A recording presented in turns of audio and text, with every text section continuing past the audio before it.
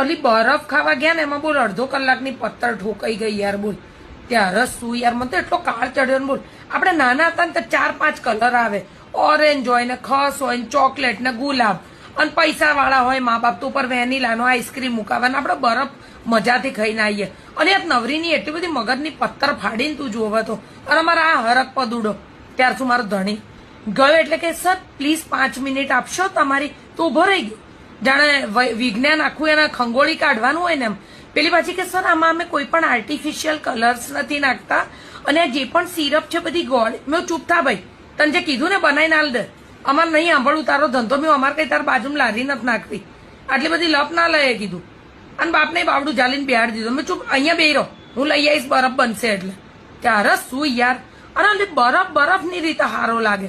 ઓલી તું જો તો આખા ગામનો ઉકેડો કર્યો, અંદર રબડી નાખીને ઉપર પાછા ખજૂરના કટકાન, ખારેકના કટકાન, કાજુ. એટલે આને બરફ કહેવાય, આને વાયડાઈ કહેવાય, વાયડાઈ.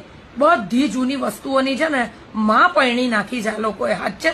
ત્યારે શું પછી નીકળતી વખતે એને ખબર પડી ગઈ ને કે મારો ધણી ઘેલો છે, એટલે કે સર તમને વાંધો ના હોય તો તમે અમારી સાથે એક વિડીયો બનાવશો તમારો એક્સપિરિયન્સ શેર કરવા. લો એટલે આનંદ જાણે યશરાજની પિક્ચર મળી હોય ને એમ મને કે જવું વિડીયો બનાવવા.